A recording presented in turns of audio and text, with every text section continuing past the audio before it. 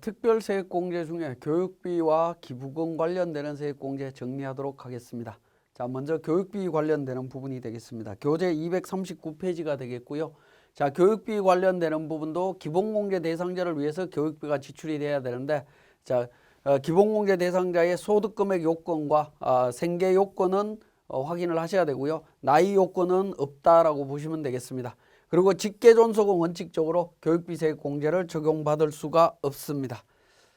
자, 내용을 한번 보시면, 자, 교육비는 우리 교재 239페이지에 내용이 나와 있고요. 자, 본인에 대한 교육비는 대학원, 시간제 과정, 직업능력 개발 훈련 시설, 그 다음에 학자금 대출 상환액에 대한 부분에 대해서 교육비 적용받을 수 있는데 전액 공제를 해주고 있고요. 취약전 아동의 경우에는 1인당 300만 원 기준이고, 초중고등학교 등록금, 입학금, 급식비, 교과서 대금 관련되는 부분입니다. 자, 취약전 아동, 초중고등학교, 대학생, 장애인 관련되는 부분, 이 부분들은 직계 비속에 대한 개념으로 이해를 하시면 되겠습니다. 마찬가지로 1인당 300만 원이고요. 대학생은 1인당 900만 원까지 공제가 가능합니다. 장애인의 경우에는 장애인 재활교육비 전액 공제가 가능하다라는 거고요. 직계 존속은 교육비 공제를 배제를 합니다. 다만 장애인 특수교육비는 공제 가능하다라고 보시면 되겠습니다. 자, 이렇게 지출된 교육비에 대해서 전액 기준으로 해서 15% 세액 공제를 받을 수가 있습니다. 자, 구체적인 내용으로 좀 들어가 보면 교육부 중에 든든 학자금이나 일반 상환 학자금 대출 원리금 상환에 대한 세액 공제 적용 방법이 되겠습니다. 자, 기본적으로 보시면 우리 교재 239페이지에 교육비 세액 공제 부분에서 근로자가 해당 연도에 기본공제 대상자를 위해서 지출한 교육비는 15% 공제해 주겠다라고 되어 있습니다. 그런데 근로자가 지출해야 되는 거죠. 직계비속의 자녀가 대학을 다니는데 대학에서 학자금 대출 직계비속 본인 명의로 대출을 받아갖고 그러니까 교육비를 등록금을 납부를 했다면 아버지 입장에서 그 부분에 대해서 세액 공제가 되느냐 하는 부분입니다.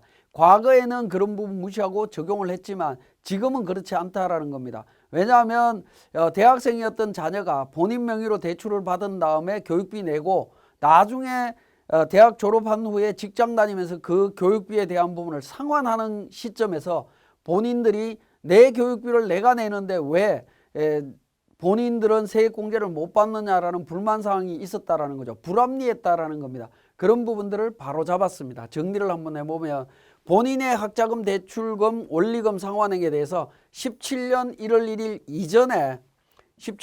1일 이전에 직계존속 또는 배우자 등이 교육비 공제를 받은 경우에는 교육비 공제 적용에서 제외되도록 되어 있습니다.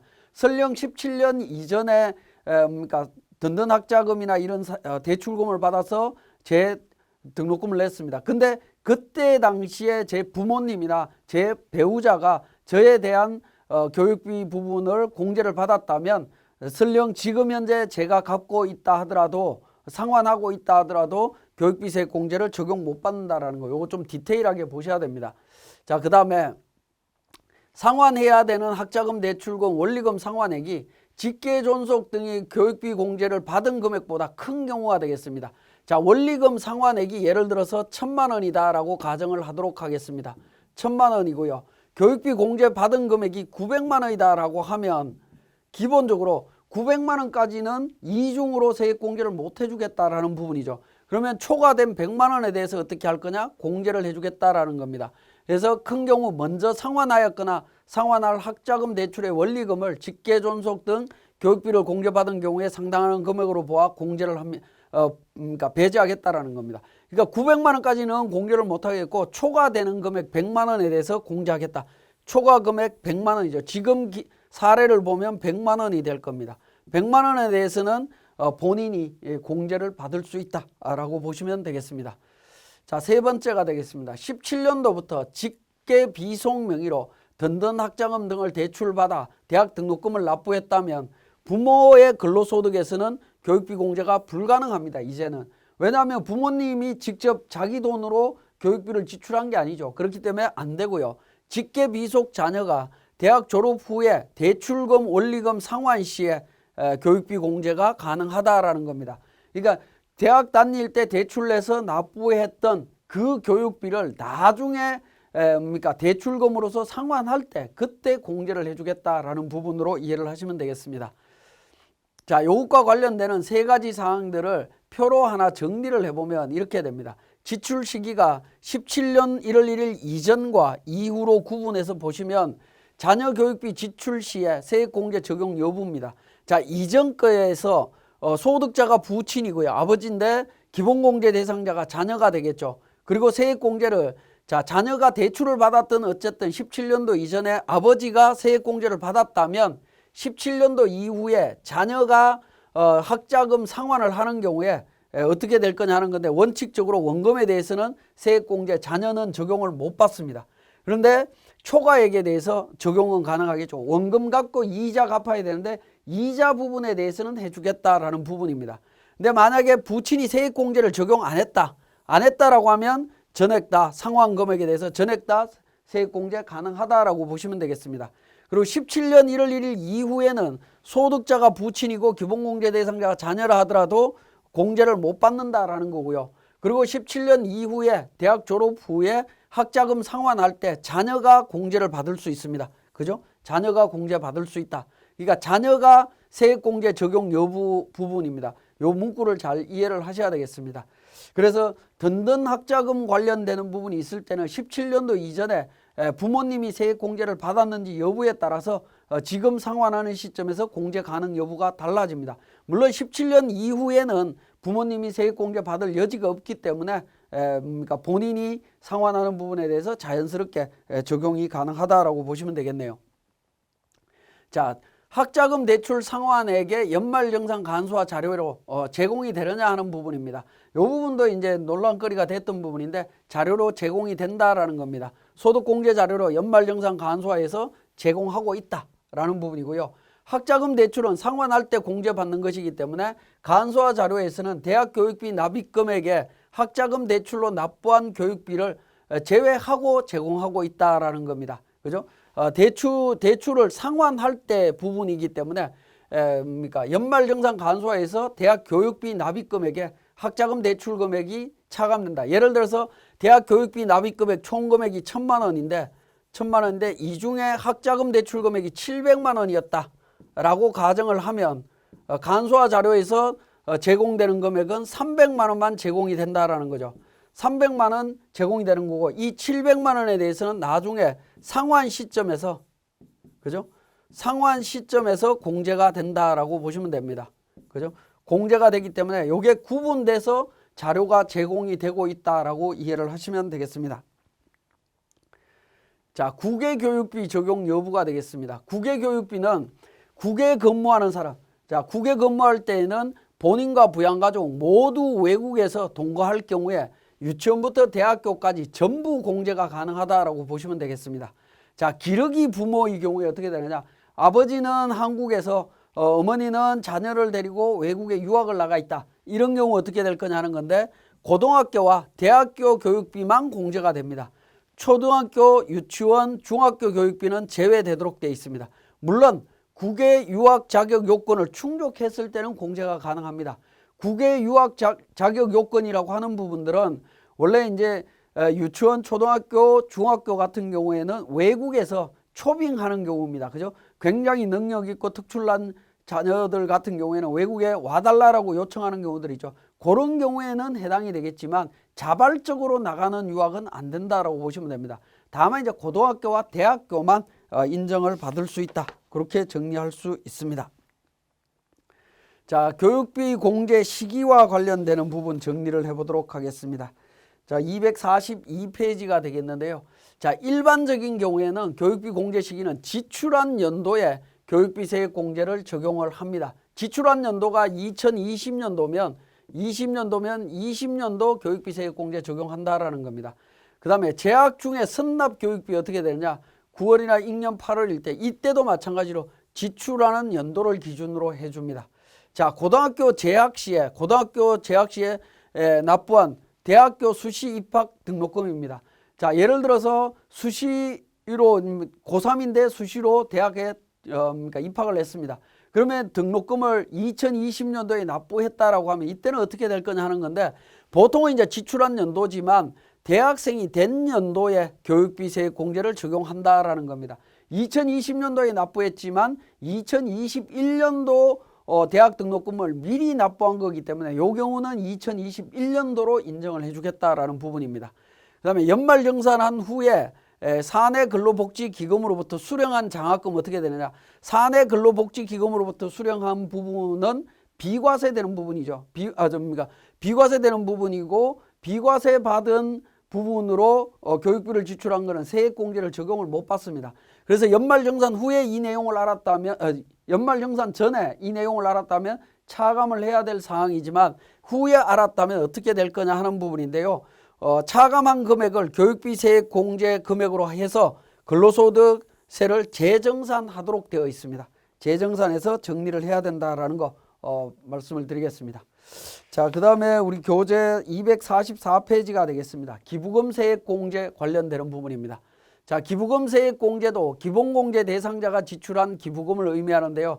이때 소득금액에 제한이 있고요. 생계 제한이 있습니다. 나이에 대한 제한은 없다라는 거 기억을 하시면 되겠습니다. 기본적으로 기부금도 기본공제 대상자가 지출한 금액을 기준으로 해서 공제를 해주고 있습니다. 자, 구체적인 내용 보시면 기부금 세액 공제는 법정 기부금, 소득금액 전액을 공제 한도로 하고 있고요. 지정 기부금은 종교단체와 종교단체 외로 하는데 종교단체 외인 경우에는 소득금액의 30%, 종교단체는 10% 기준으로 한도를 정하고 있고 세액공제는 15%입니다. 근데 전체 기부금이 1,000만 원 초과하게 되면 30%를 세액공제해주고 있습니다. 자, 기부금 지출자 범위가 되겠습니다. 기본적으로는 기본공제 대상자를 기준으로 공제를 해주는데 기본공제 대상자에 보면 본인과 배우자, 부양가족이 있습니다. 이 사람들을 기준으로 공제를 해주고 있습니다. 자, 나이에 대한 제한입니다. 나이는 배우자나 부양가족은 나이에 대한 제한이 없습니다. 원래 부양가족은 20세 이하 60세 이상이라는 제한이 있었지만 기부금 세액 공제를 적용할 때 지출자 범위 안에는 나이를 따지지 않는다라는 거죠. 그 다음에 소득금액 요건입니다. 소득금액은 100만 원 이하여야 됩니다. 물론 이제 근로소득만 있는 경우에는 총급여 500만 원 이하인 경우에 적용이 되고요. 생계 요건은 무조건 다 갖춰야 되는 걸로 보시면 됩니다. 자, 다른 거주자의 기본공제를 적용받는 사람은 제외되도록 되어 있습니다. 그러니까 부양가족 중에 다른 쪽에 기본공제 대상자가 되어 있는 경우에는 이쪽에 포함이 될 수 없다. 이중으로는 적용이 안 된다. 뭐 그런 의미로 이해를 하시면 되겠습니다. 자, 기부금 세액 공제와 기부금 필요경비와의 관계가 되겠습니다. 자, 우리 교재는 245페이지가 되겠는데요. 자, 거주자가 사업소득 금액과 사업소득 이외의 종합소득 금액이 있는 경우 적용하는 방법이 되겠습니다. 사업소득 금액이 있는 경우에는 필요경비로 산입을 해야 되는 거고 그 외의 기부금 같은 경우에는 기부금 세액 공제를 적용하는 부분입니다. 그러니까 기부금 세액 공제와 기부금 필요경비 산입은 거주자의 선택해서 적용할 수 있다라는 부분입니다. 일부는 세액 공제 적용하고 나머지는 필요경비 산입도 가능하다라는 겁니다. 그러니까 예를 들어서 기부금을 1,000만 원 지출을 했다라고 가정을 했을 때 300만 원은 사업소득으로 필요경비로 들어가는 부분이 처리할 수 있고 700만 원은 세액공제로 할 수도 있다라는 거죠. 그죠? 세액공제로도 가능하다. 이렇게 구분해서 할 수 있다라고 보시면 되겠고요. 자, 기부금 세액공제 대상 기부금은 해당 과세연도에 지출한 기부금액에서 사업소득 금액을 계산할 때 필요경비에 산입한 금액을 뺀 금액을 의미한다라는 겁니다. 그러면 총 1,000만 원 중에서 사업소득 계산할 때 필요경비로 들어간 300만 원 뺀 나머지 700만 원 갖고 세액공제를 받아라. 그런 의미로 이해를 하시면 되겠습니다. 자, 기부금 세액공제를 적용하는 종합소득 산출세액은 필요경비에 산입한 기부금이 있는 경우에는 사업소득에 대한 산출세액은 제외한다라고 되어 있습니다. 자, 필요경비에 산입한 기부금이 있는 경우 이 부분인데 이게 어떤 의미냐면 예를 들어서 산출세액이 500만 원이다라고 가정을 하겠습니다. 500만 원인데 사업소득 금액이 1,000만 원이고요. 근로소득 금액이 예를 들어서 1,000만 원이다라고 가정을 하죠. 근데 이 사업소득 금액 계산할 때 들어간 기부금이 있다라고 하면 기부금이 있다라고 하면 기부금 300만 원이 있고요. 근로소득 쪽에 들어가는 세액공제 쪽에 기부금이 700만 원 있다라고 하면 이 700만 원에 대한 세액공제 부분은 어디에다가 적용할 거냐 하는 건데 소득금액 비율로 해서 근로소득에 대해 해당되는 산출세액을 계산해야 되겠죠. 이 산출세액을 안분을 하게 되면 근로소득과 관련되는 것은 250만 원이 될 겁니다. 그럼 250만 원 안에서 700만 원 기준으로 세액공제를 하겠다라는 겁니다. 기부금 300만 원에 대한 사업소득의 필요경비로 들어갔기 때문에 사업소득에 대한 산출세액 상당액은 제외한다라는 거죠. 이런 의미를 이야기를 하고 있습니다. 그러니까 우리는 요 내용은 사실은 이제 기부금 필요경비와 관련되는 거는 사업소득과 관련되는 거기 때문에 여러분들 연말정산할 때는 상관이 없습니다만은 어차피 연말정산과 종합소득세 신고 업무가 같이 연계되는 부분이기 때문에 같이 한번 설명을 드렸습니다. 자, 그 다음에 이제 기부금 종류에 대한 부분이 되겠습니다. 기부금 종류별 2월 공제 관련되는 부분인데요. 정치자금 기부금은 2월 공제가 없습니다. 법정기부금과 지정기부금은 2월 공제가 가능하고요. 10년 동안 2월 공제되도록 되어 있습니다. 10년 동안 2월 공제됩니다. 자, 그 다음에 기부금 2월 공제 부분인데 지정기부금 초과액 관련되는 부분 10년 2월 공제되고요. 산출세액에서 공제되지 아니한 기부금 세액 공제액은 해당 기부금 마찬가지로 10년 동안 2월 공제가 됩니다. 그러니까 기부금은 먼저 한도액에 대한 2월 공제가 있고요. 한도액에 대한 2월 공제가 있고 그 다음에 기부금 세액 공제를 적용했는데 산출세액에서 적용이 안 되는 경우 요 두 가지를 다 2월 공제해주고 있다라고 보시면 되겠습니다. 자, 기부금 2월 공제의 순서입니다. 기부금 공제 순서는 정치자금, 법정, 우리사주, 종교단체 외 종교단체 기부금 이 순서대로 공제하도록 되어 있고요. 해당 과세기간에 지급한 기부금보다 2월 기부금부터 먼저 공제한다. 선입선출법으로 합리화했다라는 겁니다. 그죠? 2월 기부금이 있으면 2월 기부금부터 먼저 공제를 합니다. 그러니까 예를 들어서 정치자금 기부금은 2월 공제가 안 되니까 당해연도 지출분이고요. 법정 기부금 중에 2월 되는 부분과 당해연도 부분이 있다라고 하면 이것부터 적용하고 이게 두 번째로 적용이 되는 거다라고 보시면 됩니다. 우리 사주조합 기부금 2월 안 된다라고 했고요. 종교단체 외 지정기부금도 마찬가지로 2월 기부금이 있고 당해연도 지출분이 있으면 2월부터 지출로 간다라는 부분이고 종교단체도 마찬가지고 2월이 있으면 2월분부터 적용을 한다라는 부분입니다. 자, 2월 된 기부금은 기부연도가 빠른 기부금부터 공제하도록 되어 있습니다. 자, 2월 된 법정기부금을 당해연도 법정기부금과 같이 공제하고 당해연도 법정기부금과 2월 된 법정기부금을 차감한 소득금액을 지정기부금 소득금액 한도 계산할 때 적용한다라는 부분입니다.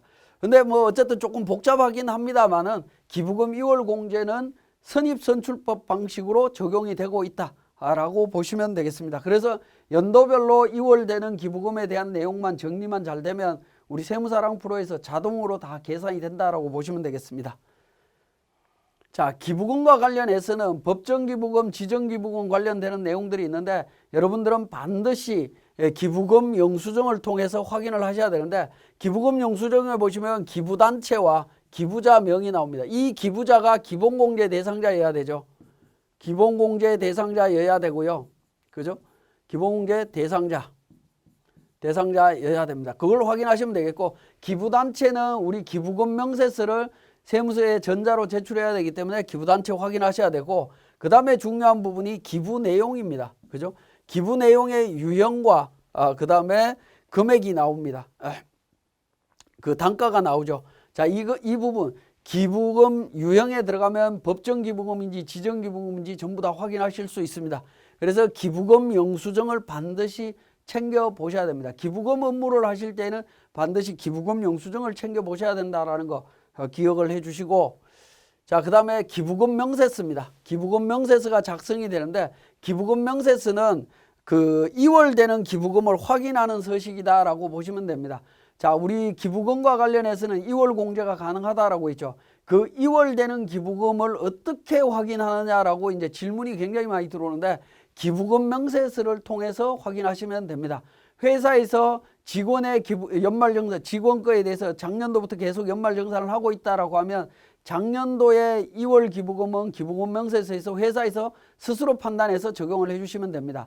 근데 전 근무지에 다른 데에서 근무하다가 온 직원들 같은 경우에는 기부금 명세서를 별도로 회사에다 제출해 주시면 하단 부분에 있는 2월 기부금 금액을 기준으로 해서 당해 연도에 기부금 세액 공제를 적용할 수가 있습니다. 자, 그 다음에 직전 연도 근로소득 이외에 소득이 있는 경우 2월 된 기부금에 대한 세액 공제 적용 시에 유의사항입니다. 2월 된 기부금을 확정을 해야 되는데 어떻게 확정이 되냐면 흐름을 한번 보시면 연말정산을 통해서 먼저 2월 기부금을 계산을 합니다. 그 이후에 종합소득 확정 신고 시에 기부금 세액 공제를 다시 적용을 합니다. 왜냐하면 소득 금액이 달라질 거기 때문에요. 다시 계산해서 2월 기부금이 확정이 됩니다. 그죠? 연말정산만 하는, 즉 근로소득만 있는 경우에는 이 문제가 안 생깁니다. 근데 근로소득과 부동산 임대소득, 다른 소득이 있는 경우에는 다음 연도 5월 달에 합산해서 신고하다 보면 회사에서 가지고 있는 연말정산 관련되는 기부금 2월 명세서가 달라질 수밖에 없습니다. 그런 경우에는 좀 주의를 하셔야 됩니다. 그래서 확정을 지을 필요가 있다. 따라서 기부금 세액 공제 시에 해당 연도 공제받지 못한 금액 중 2월 금액은 연말정산 시점과 금액이 달라질 수 있다라는 겁니다. 연말정산 시점과 그러니까 실질적으로 우리 종합소득세 신고했을 때하고 달라지기 때문에 종합소득세 신고 때 발생된 2월 기부금을 확인을 하셔야 됩니다. 자, 그 다음에 당해연도 기부금 세액공제 적용되는 2월 기부금 확인 방법이라고 해서 당해연도 소득에 대한 연말정산 시에 기부금 세액공제 적용 대상 기부금은 당해연도 지출한 기부금과 2월 된 기부금 합계금액이다. 이때 2월 된 기부금은 반드시 직전 연도 종합소득 확정신고 시에 2월 된 금액으로 확인해야 된다라는 겁니다. 확정신고 시로 넘어가야 됩니다. 우리가 연말정산 때 작성했던 기부금 명세서에서 확인하시면 안 된다라는 겁니다. 연말정산 때 기부금 명세서로 확인하는 경우는 근로소득만 있는 경우입니다. 근데 근로소득 플러스 다른 소득이 있는 경우에는 기부금 확정 관련되는 2월 금액이 달라질 수밖에 없습니다. 그런 경우에는 종합소득 확정 신고 때 이 기부금 명세서를 확인하셔야 됩니다. 자, 표준세액공제 정리하도록 하겠습니다. 표준세액공제는 특별소득공제, 특별세액공제, 정치자본 기부금 제외한 특별세액공제 금액과 월세액을 적용한 후에 결정세액이 나옵니다. 그 금액하고 표준세액 13만 원을 적용한 후에 결정세액, 요 부분 중에 둘 중에 큰 금액을 공제를 해 줍니다. 세액공제 적용했을 때 둘 중에 큰 금액을 적용받을 수 있다라고 보시면 되겠습니다. 둘 중에 큰 금액이 되겠습니다. 자, 그 다음에 세액 감면, 세액 공제 한도 부분인데요. 자, 이 부분 한번 보시면 자녀 세액 공제, 연금계좌 세액 공제, 의료비 교육비 세액 공제, 기부금 세액 공제의 합계액이 거주자의 해당 과세 기간에 종합소득 산출세액을 초과하는 경우에는 초과하는 금액은 없는 걸로 봅니다. 다만 이제 그 초과하는 금액에 기부금 세액 공제액이 포함되어 있다면 해당 기부금과 기부금 공제 한도를 초과하여 공제받지 못하는 지정 기부금은 10년 동안 2월에서 공제를 해준다라고 되어 있습니다. 그죠? 자녀, 연금, 보험료, 의료비, 교육비 관련되는 부분들은 산출세액을 초과해서 세액 공제를 받을 경우에는 초과되는 금액은 그냥 없는 걸로 보시면 됩니다. 없는데 여기서 기부금 세액 공제가 포함이 되어 있다면 그 기부금 세액 공제는 2월에서 적용을 해주겠다. 10년 동안 2월 적용 가능합니다. 자, 그 다음에 그 내용을 갖고 한번 적용을 해보시면 기부금 세액 공제 미적용 시 2월 공제 사례라고 있어요. 자, 근로소득 산출세액이 100만 원 나왔습니다. 자녀세액 공제 30만 원, 연금계좌 세액 공제 50만 원, 특별세액 공제 적용해 보니까 150만 원입니다.